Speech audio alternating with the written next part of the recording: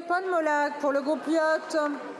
Merci Madame la Présidente. Ma question s'adresse à Monsieur le ministre délégué chargé du logement. Je souhaite aborder la question des zones tendues en matière de logement. Il ne se passe pas une semaine sans que je sois interpellé sur les difficultés à se loger. Lors du projet de loi de finances 2023, nous avons voté l'élargissement de nombreuses communes pouvant être classées en zone tendue. La situation était critique. Par exemple, en Bretagne, une seule zone tendue, l'agglomération de Nantes. Ce classement permet de doter le conseil municipal d'outils pour pouvoir réguler le marché, comme la surtaxation des résidences secondaires, l'application d'une taxe sur les logements vacants ou la possibilité d'encadrement des loyers. Pour la liste des communes en zone tendue dévoilée par le gouvernement, nous semble trop restrictive. Seules 2600 communes sont concernées en France. En Bretagne administrative, par exemple, seulement 140 communes seraient concernées.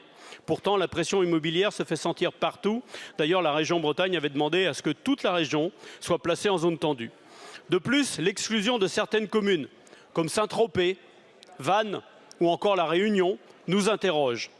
Monsieur le ministre, envisagez-vous de revoir votre copie et d'étendre au-delà des 2600 communes initialement ciblées le périmètre de zone tendue? Nos territoires ont besoin d'outils concrets pour lutter contre la crise du logement. Faisons confiance aux maires qui sauront utilement utiliser ces possibilités. Je vous remercie. Merci beaucoup, monsieur le député. La parole est à monsieur Olivier Klein, ministre chargé de la Ville et du Logement.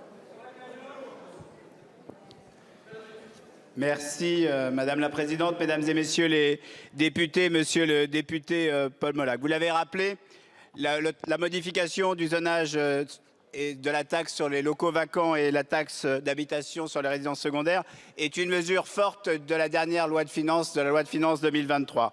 C'est l'issue d'un travail de vous tous, des parlementaires, et le travail sur l'élaboration de la liste vient de se terminer. C'est 3693 communes qui ont été choisies, fruit d'un travail de qualité entre le gouvernement et les associations d'élus. Pour ces communes qui ont été choisies, ça va permettre aux maires, parce que ça relève bien d'une responsabilité des maires, de décider d'appliquer ou pas cette taxe sur les locaux vacants et cette taxe d'habitation sur les résidences secondaires. Ça va permettre aussi aux maires d'augmenter largement la possibilité d'agir sur les meublés touristiques. Et là encore, c'est une décision de la collectivité locale et il nous semble important que ça reste une décision de la collectivité locale.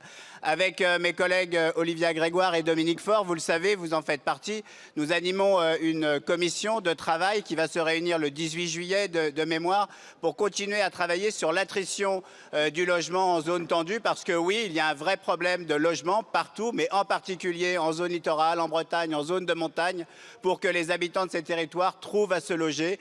Une soixantaine de mesures sont en cours d'examen, elles vous ont déjà été présentées.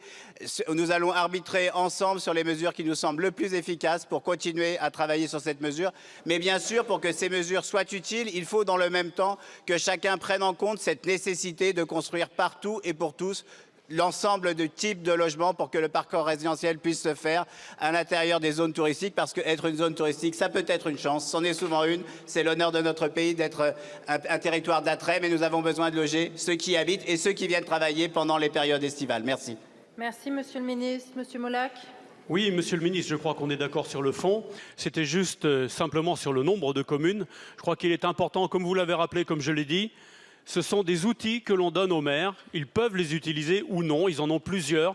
Et je crois qu'il est important, effectivement, qu'on puisse ouvrir cette panoplie d'outils au plus grand nombre.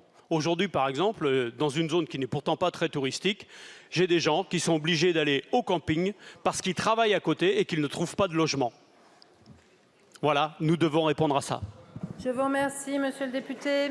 La parole est à madame Nadia Hay pour le groupe.